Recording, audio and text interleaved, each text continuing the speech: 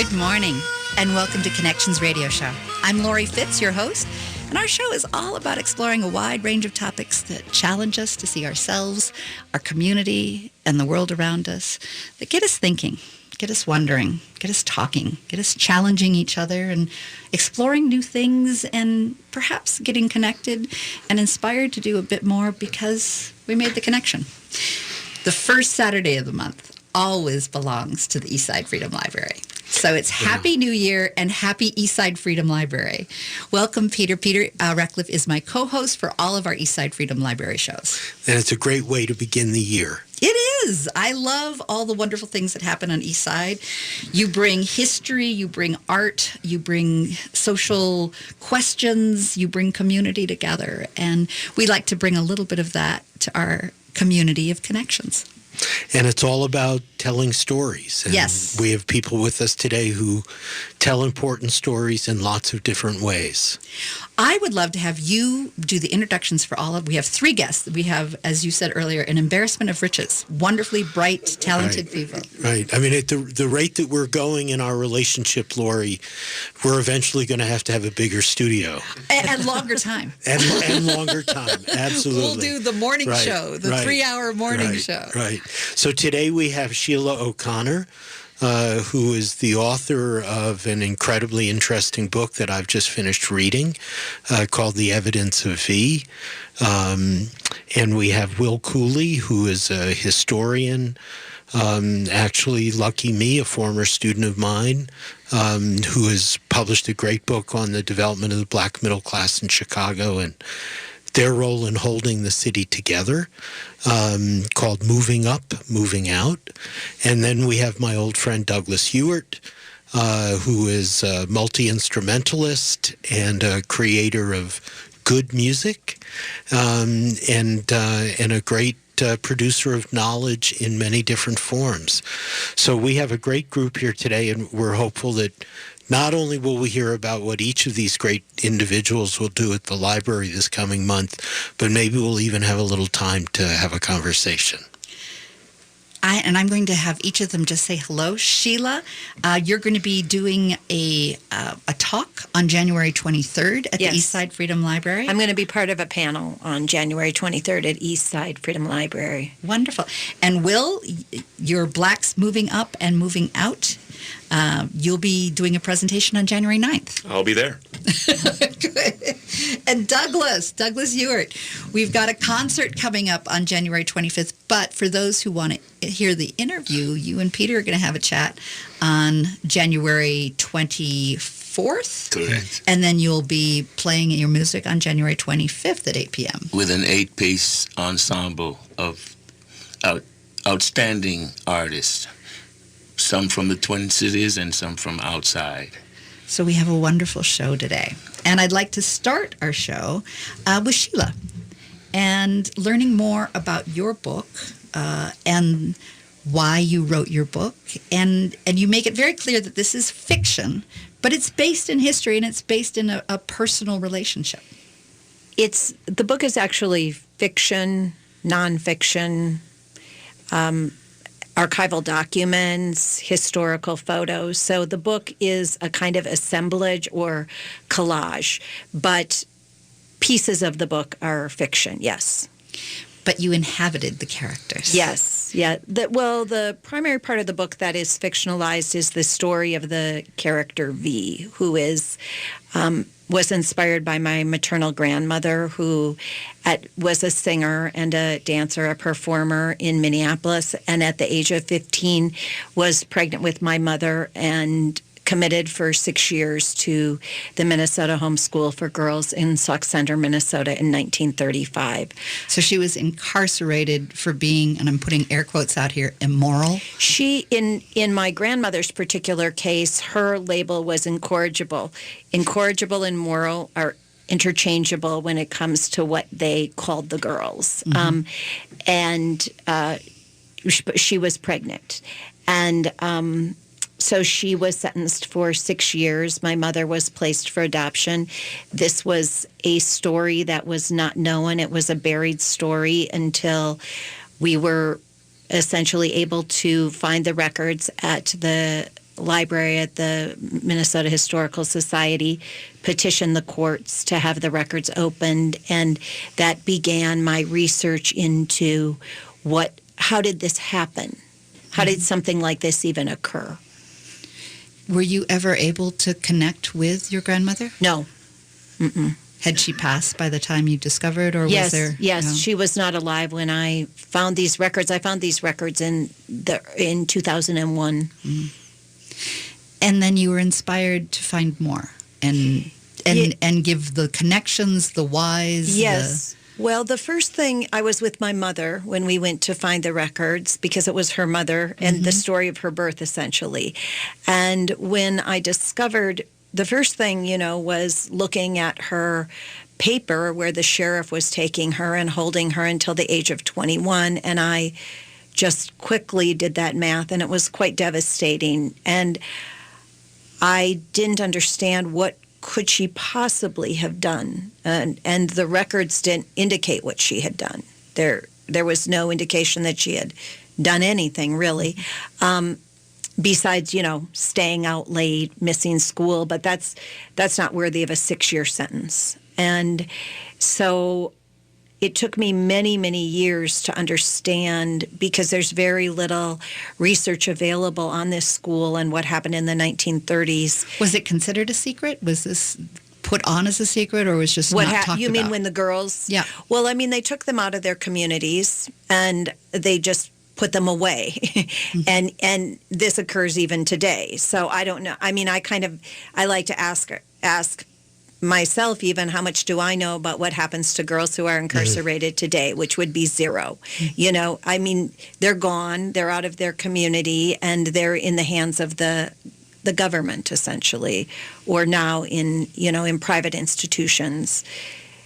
And so as you were looking for source material to understand and to create this fictional character, tell me about that journey. Well, the source material is very scarce because the girls did not go on to tell their story for many reasons, but predominantly because of shame, because they were the ones that were considered guilty. If they were sexually abused, a victim of a rape, it didn't matter. It was the shame was theirs. Many of them attempted to escape. My grandmother escaped and would have been a fugitive then from that point forward if their escapes were successful. When they were caught, they went back and their time was very difficult. They were held in solitary confinement, put on restricted diets, sometimes for months, head shaved. And then their sentences began again. This is also how somebody begins as a 12-year-old in the criminal justice system and ends up in it till they're 60, because every time they escaped, they started over, basically. At the age of 18, they were paroled into private homes as house servants. So the training that they received was to be house servants only. As you were writing this, were there pieces that impacted you more than others, that was difficult to write, or you felt like this gem, it really says everything that I want to say? There was some part that you'd like to share today that you felt very close to? I think what happened to me was that what began as a story of my grandmother became a story of thousands, tens of thousands of girls in Minnesota and across the United States, because this practice existed in every state in America in 1935. So and beyond. So like pulling a thread opened up yes, a whole... and really just being struck by the fact that none of them have ever been vindicated. None of them have ever had the truth told. The guilt is still theirs. The shame is still theirs. And when the book came out, I immediately began hearing from people who said this is the first time they've ever told anyone this story. either that they were there or that they were born there or that they know a family member was held there. Because So even being everyone- associated was a Yeah, shame. it- It goes back to the letter A. Yes, you know. and if you could get out of there and start a life again, if you had any chance of doing that, why would you ever tell someone you had been incarcerated there? You know, so whatever was done to them, whatever happened to them, they have never ever had the opportunity to say that this was wrong. And you teach at Hamlin? Yeah, I teach in the creative writing programs at Hamlin. Well, the day that you're going to be sharing will be January 23rd at 7 p.m. And Peter, you'll be co-hosting that, right?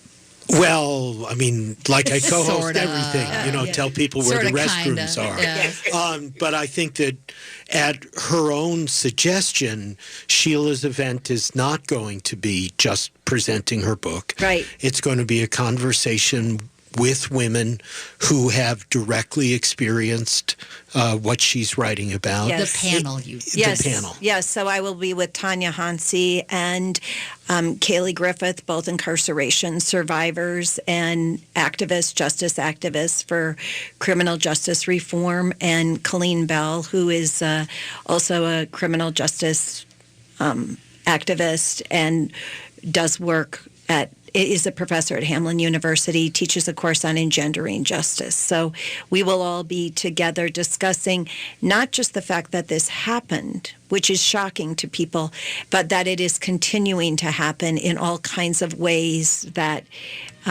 we aren't even accounting for right now. And you can purchase the book while you come? Yes. Go ahead. And I'm sure that books are available at local independent bookstores. Yes, they are. As well as going online. Yes. And the name of the book is Evidence of V, Yes. written by Sheila O'Connor. Thank you. Thank you. And we'll be right back. Stay with us, where our next guest, Will Cooley, will be talking about Chicago Blacks moving up and moving out. What held Chicago together? What holds Chicago together? Good questions. Stay with us. I'm Peter Ratcliffe from the Eastside Freedom Library, and I'd like to tell you about an historic place on Payne Avenue, Brunson's Pub. Experience history and passion through the delicious menu, reflecting the East Side's diversity. The choices are limitless: salads, sandwiches, burgers, and shareable plates. Visit Brunson's Pub at 956 Payne Avenue and grab a discounted gift card when you mention that you're an AM 950 listener or a supporter of the Eastside Freedom Library. Be sure to check out brunsonspub.com. This is New Beginnings, hosted by award-winning broadcaster and speaker Freddie Bell. Freddie, this generation of the baby boomers, people are living longer, so the baby boomers are taking care of elderly parents. Let's talk about your health, and specifically, let's talk about Medicare. Our show features the concerns of America's 78 million baby boomers in employment, finance, health and nutrition, and even entertainment. Join us for New Beginnings, Saturday mornings at 11. Brought to you in part by Vision Loss Resources. Hi, this is Charlie. Dad, don't embarrass me by making me say this. What does a used iPhone go for today? Fine. My dad is the greatest fantasy football player of all time, Matt McNeil. I won our league this year. Ugh. When I'm getting together with my friends without my dad, we always go in my Sienna. Not only does it drive great in winter conditions, but it can easily fit all my friends with seating up to 8. My son's friends' parents request he drive because he has a Sienna. It tells you everything you need to know about their safety and reliability. See for yourself at Rudy Luther Toyota, 394 and 169 in Golden Valley. Hi, this is Ken Hageland, host of Living Healthy and Aging Well, inviting you to listen to our new show airing on Saturdays from noon to 1, where we talk about your health and your life and provide insights to living and aging well. Each week, we provide answers to important questions regarding health care, elder care, end-of-life care, and caregiver support to help you and your loved ones plan for the future and enjoy your highest quality of life today. Please join us every Saturday from noon to 1 for Living Healthy and Aging Well. My part-time service in the Army National Guard makes it possible for me to be more for the community I call home. I'm a better neighbor because my service has taught me how important it is to be a team player. My training helps me in my classes when I give attention to detail to the task at hand. My service also allows me to be there for my community in ways others can't. I help my hometown recover after nature strikes. My service in the Army National Guard allows me to keep my country and those I care about safe from threats. I also work with a network of professionals that help me succeed. Also, the Army National Guard's education benefits make getting a higher education a reality. Being an Army National Guard soldier makes living and serving in my community more rewarding every day. Learn more about how you too can live and serve part-time close to home by visiting NationalGuard.com. Sponsored by the Minnesota Army National Guard. Aired by the Minnesota Broadcasters Association and this station. Welcome back.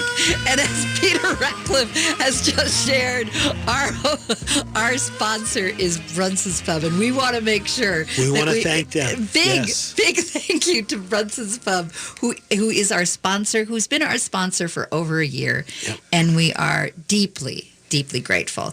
If you've not been to Brunson's Pub, it's a place where history and passion are part of every detail. You can start with a menu. It's inspired by the neighborhood. When you want to come, write this down. It's 956 Payne Avenue. And you can grab a discounted gift card when you mention that you're an AM 950 listener or that you're a supporter of the Eastside Freedom Library. And you can learn more about the Eastside Freedom you can learn more about actually Brunson's Pub by going to brunsonspub.com. Welcome, Peter, and welcome to the Eastside Freedom Library. It's the first Saturday of the month, so of course it's Eastside Freedom Library Day. Yeah, and mentioning Brunson's makes me want some Hoppin' John, which is their specialty of the house.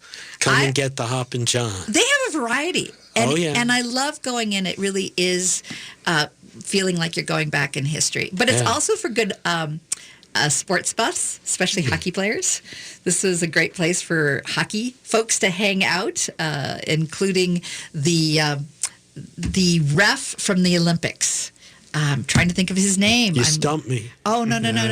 We all know this guy's name. During the break, I'm going to get his name back up. But he used to hang out there. So it's a great place to hang. In this segment, though, it's hard to do a segue, but I'm going to make a segue. We'll talk about Chicago and a piece of history. There we go. We'll link it to history. We have several guests here today. Sheila O'Connor shared with us in the last segment about The Evidence of V, a fictional historical novel about women who've been incarcerated, and a conversation about that. We have Will Cooley, who will be sharing in this segment about Chicago Blacks moving up and moving out. But I also want folks to know that in studio we have Douglas Ewart, who is a musician, and he will be sharing with our group about his good music. And that'll be coming up. But right now, we're going to go back to Will. Chicago Blacks moving up and moving out. What held Chicago together? There's the north side and the south side. So tell me more about it. Yeah, a deeply divided city, and certainly has had plenty of unrest in this last century. So one of the main questions motivating my research is, how did it stay together? Why did it not become Detroit or St. Louis?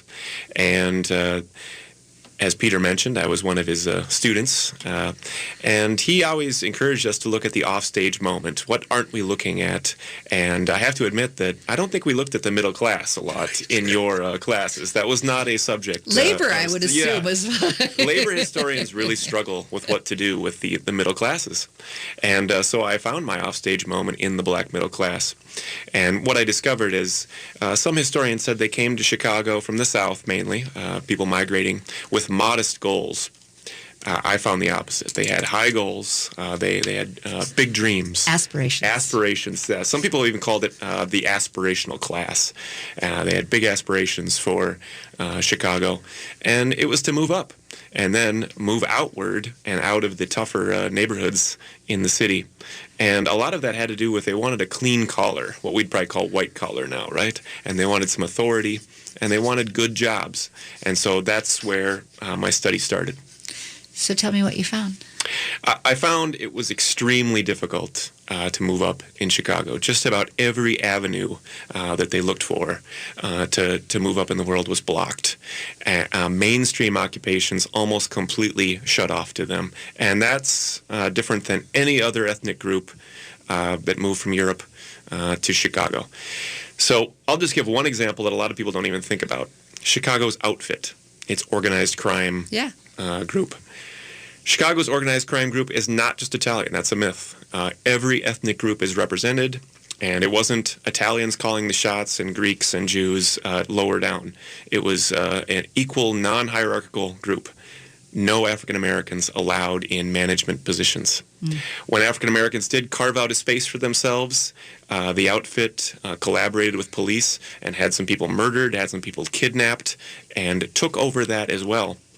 So what you see with Southside African Americans is vice being allowed in their neighborhoods, prostitution, gambling, drugs, and they don't even have control of this in their own neighborhoods. So even a situation like that, a non-mainstream one, is one they found themselves blocked off from advancing up. So extremely difficult. And I credit the black middle class for having incredible perseverance and resilience in finding some of these avenues. You know, some people, for instance, say, well, affirmative action was crafted by government bureaucrats in Washington, D.C. No, affirmative action was crafted by African Americans doing the work of integrating workspaces. Something we talked about earlier is there's a myth that everyone wants everyone to succeed. Mm-hmm. And that the American ethos is one of, if you pull yourself up by your bootstraps, we're all there to, clap our hands and support you into the next level. Yeah. Is that true? I think one of the things I develop here is that African Americans developed kind of a cynical version of the American dream, that they believed that they could move up, and they would move up. There's that Langston Hughes poem, right, The Crystal Stair, how difficult it's going to be to move up, but the mother in the poem does say, we're going to keep on moving, right? Mm-hmm. But extremely difficult. And, one of the things I look at is that white notion that if we could just find the acceptable black person, we would allow them into our neighborhood or into our workplace. Well, I look at two cases. One is Mahalia Jackson, the great gospel singer. And she moves into a South Side neighborhood. And who wouldn't want Mahalia Jackson in their neighborhood? They shoot out her windows. They harass her constantly. For sale signs start popping up all over in her neighborhood. She talks about how heartbroken she was. She said it was like being kicked out of a family to see that these white people who would buy her music and would praise her didn't want to live next to her. The other one is Percy Julian. He was a scientist, an executive in the Glidden Corporation. Chicagoan of the Year in 1949, when he moves into Oak Park, which is an upscale suburb. They bomb his house. First, they try to do everything possible not to allow him to have the house, including shutting his city water off. They bomb his house. They threaten him nonstop. It's kind of a funny story, although heartbreaking. His son, Percy, was a busy man, and his son didn't get to spend a lot of time with him. But he said one bonding moment they had is they would sit with guns, waiting for white people to come attack their house. And it was kind of a father-son moment, right? Of fighting off racism. But Mahalia Jackson stayed in that neighborhood. Percy Julian stayed in that neighborhood. They were not going to allow people to move them out. And again, that speaks to that resilience and perseverance that held Chicago together. They believed in Chicago even when Chicago tried to shut them out. So how do you see something like Lorraine Hansberry's A Raisin in the Sun as what it's coming out of and what it's expressing and what it comes to mean? Yeah, right. So complicated, right? Yes. Because Lorraine's father is the kitchenette king of Chicago and an exploitative landlord. And when they move into that white neighborhood, which is a searing part of their lives, she talks about her mother having to carry a Luger around the house, waiting for white people to come to try to chase them out. But on the other hand, the complicated part of the story is that once the Hansberry started moving into these neighborhoods, they bought up more houses, subdivided them, jacked up the rents, and they became sort of an enemy among some people in Chicago, right? She had a very privileged lifestyle, right? The Younger family is not her family. So she's grappling with that her whole life as a socialist, trying to grapple with the fact that the complications that her dad was a landlord, and so I have an entire chapter in here of the black middle class moving out to the southern reaches of Chicago, and then doing everything in their power to keep working class blacks out of that neighborhood. No subdivisions, closing down taverns, not allowing storefront preachers. Right, that was a sign of working class people, and so there's a lot of class conflict within the African American community in this story too. And how does that inform us today, do you think? Well, the epilogue of the story talks about a lot of African Americans have started giving up on Chicago. We never would have guessed this even maybe 20, 30 years ago, but we have a exodus of Chicagoans to places like Atlanta. They are just leaving. A lot of these middle-class neighborhoods have fallen into disrepair. A lot of middle-class African Americans have now moved into the suburbs. So I don't end on a positive note. They did hold Chicago together for a long time, but there was only so much they could do. This is one of the things we talk about in my classes a lot. African Americans have this responsibility to lift as we climb.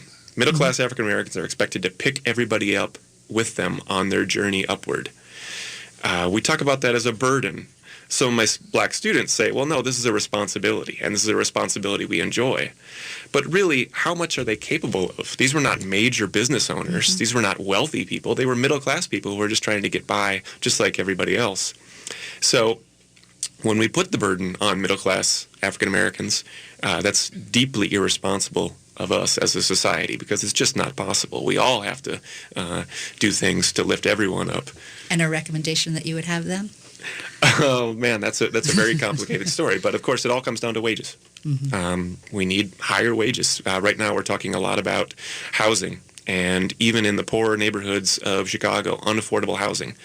We really don't have unaffordable housing. We have wages that have stagnated for so long that people can't afford the houses that their parents could afford. And that's one of the reasons that the black middle class was so resilient.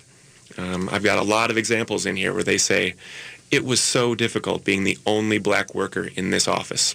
One guy I talk about, he came in, first day of work, his white coworkers hang a giant George Wallace for President sign. To let him know what was going on. And right? where they stood. And where they stood. And having to answer for everything as being the token black person in the office, right? What are the Black Panthers doing? Every time something would happen, they would come to this person, many of these people, as if they spoke for all black Americans, right? But they said, at the end of the day, it was worth it because I was paid well, and it was a good job, and I had some authority, and it was the kind of things that my parents wanted for me when we came to Chicago. So wages matter. And the price to pay for it. It was the price to pay, and it was definitely an unfair price and an unfair burden. But a lot of them ended up enjoying the fruits of their labor. And I want to encourage our audience to come see Will Cooley on January 9th, 7 p.m. at the Eastside Freedom Library. For more information, you can go to the eastsidefreedomlibrary.org. And we'll be right back. We're going to hear more. What a great conversation today with wonderful, smart people about important issues. And we're glad that you've joined us today. Promoting happiness through health and helping out. That's Cocoa Bee and Nut grain-free granola. Cocoa Bee and Nut is a locally made, gluten-free, grain-free granola that anyone can incorporate into their day, be it breakfast, lunch, dinner, or a snack. Our hearty blend of nuts and seeds mixed with honey, coconut oil, and healthy spices will make your taste buds tap dance, and your heart will be happy knowing you've helped someone out. Yes, Cocoa Bee and Nut donates 10% of all sales to charity. For more information or to buy, visit cocoabeeandnut.com. This is Chad, owner of AM 950. Our station has worked with Barbara from WYSIWYG Web Design for years on everything from logo to print design, and especially for developing our website. She does great work and is great to work with, listening to what our goals and design ideas were while offering new, innovative ideas to create the website we are proud of today. Barbara made sure she understood our station, our goals, and our mission before she started working on our site and made suggestions to help control the cost. Plus, she's friendly, which set us at ease. I recommend Barbara at WYSIWYG Web Design because I know she will deliver an attractive, professional website within the budget you have. She is a local independent business that specializes in helping other local businesses achieve their website and design goals. She can work with nearly any budget and create anything from simple sites to robust custom functionality. To find out more about the company AM 950 trusts, go to WYSIWYGWebDesign.com. Spelled out just like it sounds, WYSIWYGWebDesign.com. When you need legal assistance, let the Minnesota Lawyer and Referral Information Service help you find the right attorney. It's a new and enhanced program of the Hennepin and Ramsey County Bar Associations. They have professional, experienced referral counselors who can connect you to vetted attorneys practicing in employment law, divorce, bankruptcy, DUI, and much more. Take the stress out of finding a lawyer. Call 612-752-6699 or go to mnlawyerreferral.org. The right call for the right lawyer. Hi, this is Ryan, owner of Snap Construction. It's been great working with so many of the passionate AM 950 listeners over the years. We have realized how important AM 950 is to the community. I want to see AM 950 continue to grow and continue to thrive into the future. To help continue to grow, Snap Construction will be putting up proceeds to assist the station in marketing on social media. Snap Construction encourages you to do your part by liking and sharing the content on AM 950's social media platforms. This is Chad, owner of AM 950. Ryan has always told me the best time to get work done is during the colder months of the year because demand is much lower. He is backing that up again by offering 30% off labor on windows and siding from now until the end of December. Call Snap Construction now to get 30% off labor on windows and siding. As always, Snap Construction stands by their work with a lifetime craftsmanship warranty. Trust the company AM 950. Trust Snap Construction. Arguably the most well-reviewed roofing, siding, and window contractor in the metro area. Get a free estimate by calling 612-333-SNAP or find them online at snapconstruction.com. Financing options available. With your AM 950 weather, this is Eric Nelson. Today will be mostly cloudy with a high of 28. A 20% chance of snow before midnight and temperatures rising to around 31. Sunday, a slight chance of snow again before noon with highs of 37 and a low of 20. Monday will be sunny with a high of 28 and a low of 15. AM 950 is brought to you by Eat Local Minnesota. Break away from the usual and find a list of one-of-a-kind local restaurants at eatlocalminnesota.com. From elegant to casual, exotic to comfort food, they've got everything and more. Find the full list of incredible nearby restaurants at eatlocalminnesota.com. Welcome back to Connections Radio Show. I'm Lori Fitz, your host, and we have Peter Ratcliffe, my co-host, from the Eastside Freedom Library. Welcome. Thank you. Hello to everybody out there. Happy New Year. Happy New Year. 2020. Does that mean we have 2020 vision now? We're going to find out. We've got some great guests that will be coming to your Eastside Freedom Library and sharing their art and their artistry and their ideas and scholarship. We have Sheila O'Connor, who was with us in our first segment, who's going to be on January 23rd at 7 p.m. sharing about evidence of V in a panel discussion. And we're glad you're here today, Sheila. And the panel discussion will be looking at incarceration of girls and what's that about then and now, and how are we impacted today, as well as understanding the incarceration of the past, 1931 Sauk Center to be exact. Amazing book that I'm looking forward to reading. We also heard from Will Cooley in our last segment, and Will shared about Chicago. Chicago blacks moving up and moving out, what held Chicago together, looking at the middle class, and how did that work, and why did it work, and is it working now? And highly recommend that you join Will on January 9th at 7 p.m. at the Eastside Freedom Library. And in this segment, we are delighted to have Douglas Ewart, who will be playing Peter on January 25th? As part of an ensemble of 8 performers, Saturday night, January 25th at 8 p.m. And you're going to be hanging out on January 24th. Right, so we're trying to introduce a program at the library of educating a growing audience, and particularly a younger audience, in the various forms and permutations of creative and improvised music, and what soil that music grows in and what impact that music can have. And so one of the ways that we're trying to do that is by doing a series of interviews with composers, musicians, creative artists, particularly from the Black community. And so Douglas is going to be the first of our interviews. And those will be done in front of an audience. They will be live streamed on Facebook, and they will be archived on our website. And Douglas, I love that you are both a painter and a musician, and you defy a label. I hope so. It's great to be here. It's great to be working at the Eastside Freedom Library.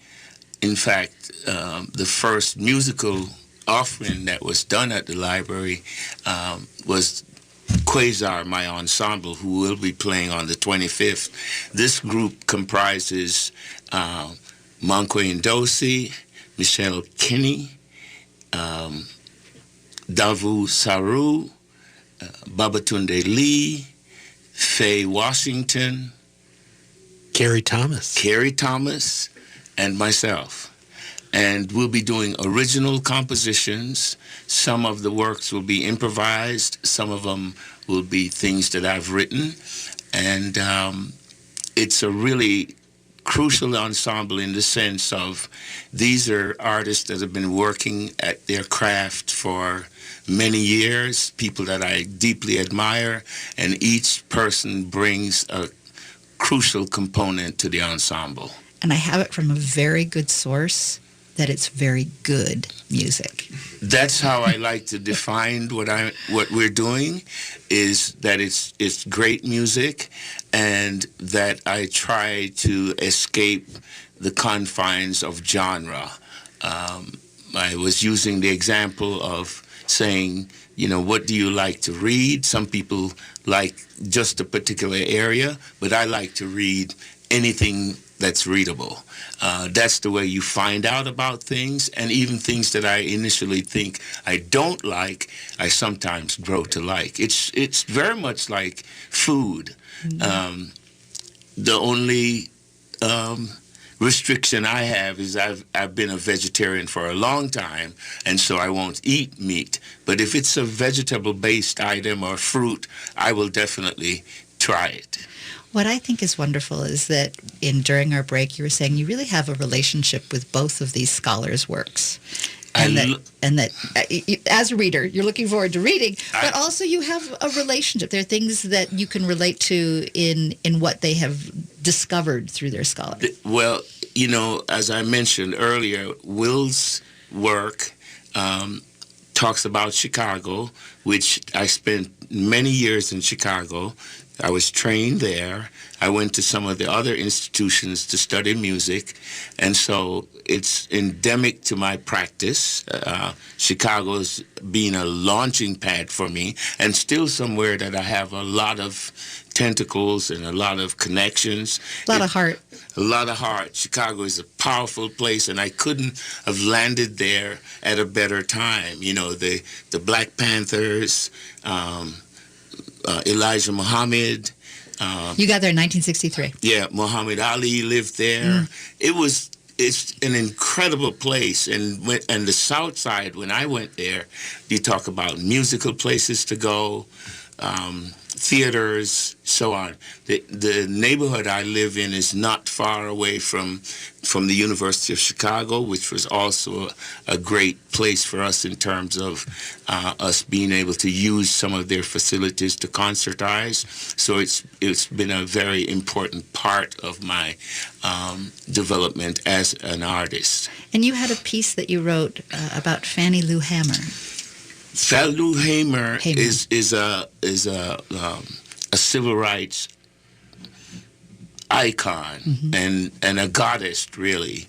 And when you look at her life and what she was a sharecropper, and she didn't leave the plantation.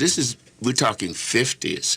For over 40, she grew up there, and for about 40 years, she never left, because you were still very much like a slave. You couldn't go anywhere. You made such pittance as compensation that you had no money to go anywhere. And when she decided to register to vote, that became her moment. A moment, but also a dismantling for her, in the sense of you had to go. She was told that if she didn't remove her name from the registry to be a voter, that she would have to leave the plantation. And not just her, but her children and so on, and they feared for their lives. She said to her husband, look, I will leave, and then the onus will be on me and you can stay here. And her husband got the idea that, no, if you leave and we stay, we're going to get the brunt of this. So they had to all evacuate. The point is that she wasn't going to be intimidated. She wasn't going to be intimidated, but she had a big price to pay. Right. She was beaten, she was incarcerated, she was violated as a woman, and so on.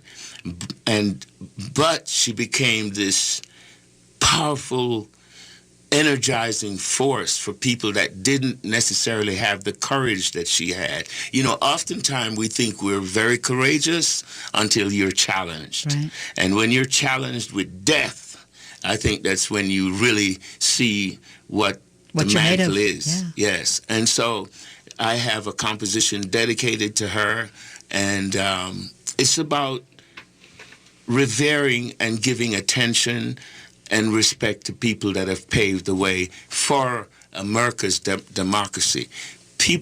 Many people, and I'm thinking about white people that don't like to talk about this as about civil rights, human rights, as though we've achieved it. We're so far away from it. However, with someone like Fannie Lou Hamer, we have a beacon. Of course, there are many other people that have fought and died. And I think, you know, Fannie Lou Hamer died very young. She was in her early 50s. And I think part of it was the beatings. You know, when she was locked up, she was beaten. The authorities had two black men to beat her until they were tired and exhausted from beating her. So you can imagine what toll that took on her. Nonetheless, she fired forward. That is an incredible story and an incredible reality. You know, a phrase that I think about that one of my friends who is a writer said, and she said, "Am I the hate I oppose?" And I want people that are listening to think about that. Are you the hate that you oppose? Are you the things that you think you stand for, but that you are part of a system? You benefit from this system, because often when we talk about things, people will say, "Well, I'm white, but I had nothing to do with it." That was a long time ago. Yes, that happened before I was even born. But the thing about privilege and wealth, it's inherited. And people tend to think of it as like my parents weren't millionaires, but small things, being able to inherit a car, being able to inherit a house, being able to inherit even $5,000, $1,000 can transform what happens to you in life. And so those are the kinds of things I want people to do some self-interrogation regarding. And what are you doing to really change things? Voter suppression, getting people to vote, the lack of education, for example, that kind of disenfranchisement is something that goes on down the line. It's not something that just happens for that period of time, but I became educated because my parents and my grandparents were able to read and write, and I inherited the love of books. They read newspapers every day. That kind of thing impacts your thinking and your behavior. And as a result, I became an autodidact in many respects about the things that I became interested in. I make instruments, and at one time, I was trying to break into exhibiting these works in museums. And at first, I was rebuffed and said, "Well, this is craft." So, well, the most important aspect of fine art comes out of craft. And craft, when done on a high level, is fine art. And of course, I paint now, but I was talking about how you can be compartmentalized and stigmatized in a way that subverts your possibilities. And whose judgment allows for that, you know? And the museums, the curators, and so on. And the people, who are they predominantly? What culture seems to predominantly? These are the things that people have to think about when they begin to speak. And most importantly, you need to read. And what I find is a lot of times people make statements and they're only getting their information from one or two sources. I look at everything. I look at things I don't like. Mm-hmm. I look at CNN, I look at NBC, I look at Fox, I look at all of it, and I read about people that disgust me so that I can speak from an informed point of view as to why I don't relish them. And I think that's what we have to do. And in our next segment, I'm going to have all of us join in to talk about some of the root causes. We talked about money, we talked about wage, we talked about labels, we talked about immoral and who gets to make the decision about where women go when they were young. What is all the root cause here? What's the connection? I'd love to have all of us join in and talk about that, Peter. Sure. And we'll be right back. Stay with us for another wonderful segment with the Connections Radio Show featuring the Eastside Freedom Library. I'm Peter Ratcliffe from the Eastside Freedom Library, and I'd like to tell you about an historic place on Payne Avenue. Brunson's Pub is a place where history and passion are a part of every detail, starting with the menu. The Payne Phelan neighborhood arose from Dakota people who lived here for hundreds of years, and pioneering immigrant communities, Irish, Swedes, German, and Italians, who made the East Side their home. More recently, waves of new residents from Asia, Latin America, and Africa continue the rich immigrant history and are revitalizing the community's cultural life and economy. Come experience Brunson's Pub at 956 Payne Avenue and grab a discounted gift card when you mention that you're an AM 950 listener or a supporter of the Eastside Freedom Library. Be sure to check out brunsonspub.com. Stand up, you've been sitting way too long. Hello, this is Ralph Nader, host of the Ralph Nader Radio Hour. Join me and my guests every week when we dive deeply into the subjects that matter to you the most, but are rarely on the mass media. Every Monday at 6 a.m., and if you're not an early bird, 9 p.m. on Monday, right here on AM 950, the progressive voice of Minnesota. Supporting the best local and independently owned restaurants in the Twin Cities has never been easier. You'll find an expansive list of local dining options at eatlocalminnesota.com, from classic American comfort food to authentic flavors from around the world. Cafe Latte offers made-from-scratch soups, salads, sandwiches, and mouth-watering desserts. Stop in the wine bar and enjoy a unique pizza loaded with fresh vegetables and perfectly roasted meats. Over 30 wines by the glass, Cafe Latte highlights Washington State wines and is the perfect destination for date night or an evening with friends. 850 Grand Avenue, St. Paul. Victor's 1959 Cafe has been serving South Minneapolis traditional Cuban food for over 15 years. Victor's is open for breakfast and lunch daily and now accepts dinner reservations too. Stop in and try the Pollo Tropicale or the Sandwich Cubano, which was featured on Food Network. More at eatlocalminnesota.com. Promoting happiness through health and helping out. That's Cocoa Bee and Nut grain-free granola. Cocoa Bee and Nut is a locally made gluten-free grain-free granola that anyone can incorporate into their day, be it breakfast, lunch, dinner, or a snack. Our hearty blend of nuts and seeds mixed with honey, coconut oil, and healthy spices will make your taste buds tap dance, and your heart will be happy knowing you've helped someone out. Yes, Cocoa Bee and Nut donates 10% of all sales to charity. For more information or to buy, visit cocoabeeandnut.com. Welcome back to Connections Radio Show. I'm Lori Fitz, your host, and I've got Peter Ratcliffe, my co-host, and we celebrate on the first Saturday, and this is the first of the new year, the Eastside Freedom Library. And for more information on the Eastside Freedom Library, I encourage you to go to the eastsidefreedomlibrary.org, and I'm going to let Peter close with our wonderful guests with some questions for us to think about and the connections that can be made. Right. Well, Douglas has asked us all to think about these deep questions, and I just want to wrap up by asking each of these guests, so given the face of 2020 and what we're challenged with here in the United States, what do you think the artist's responsibility or the historian's responsibility or the teacher's responsibility? What is our responsibility in the face of the challenge? And Who wants to go first? I'm going to have Sheila O'Connor go first, We're gonna who's let January Sheila go first. 23rd, All right, and she's going to be doing Evidence of V, a wonderful book. Go for it.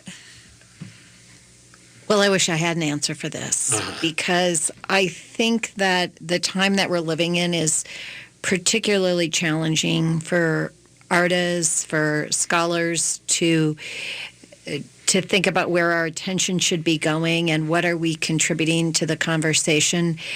But I guess for me, I don't ever want to speak for other people, but for myself as an artist, I have to ask myself with every work, what am I saying, and what am I adding to the dialogue, and what is important for people to be thinking about and knowing in this moment. And the moments change hourly. Yeah. You know, I mean, it's shocking how quickly things change and how serious our attention has to be. Thank you. Yeah, just for the purposes of my book, one of the things I want to talk about is the complexities of identity. And not flattening those things out. And it seems like it's getting flatter lately, that we can just have one identity that explains everything. And what I learned from the subject in my book is they just didn't want to be this one identity. As that example I gave, when white coworkers would come to them and ask them to explain everything about Black America, this one African-American person that's in the office, it was demeaning to them.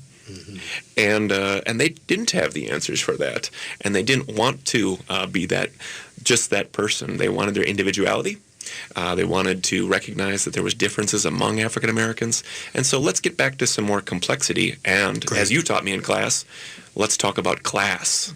Let's talk about class relations. And that's Will Cooley. He will be at the Eastside Freedom Library January 9th at 7 p.m. with Chicago Blacks Moving Up and Moving Out. And you know, Douglas. I think that we all have control of simple things that we can do. I think that's the biggest thing for us to look at. Just one thing that you can do that can help to change the paradigm, to change the bigotry that all of us have in one form or another. And a lot of times we're looking too large. And we could just look at helping a neighbor. Voting, for example, is a crucial thing. Who can you drive to the polling station? Who can you help to register? And it's not based on partisanship, but the exercise of the democracy. I think those are the things that are important. And we've become so divisive. Partisan politics, I think, is the detriment of the country right now. And that's something that we have to move away from by self-integration and looking at a larger picture. In that sense, we need to look at the bigger picture. What are we giving our children? And that's Douglas Ewart, who will be performing January 25th at 8 p.m. Also on January 24th, an interview at 3 p.m. for an interview, yes. And I take away what is our truth. And artists search for truth and finding truth and sharing truth and discovering truth and making the connection. In a world full of lies. And truth. And truth.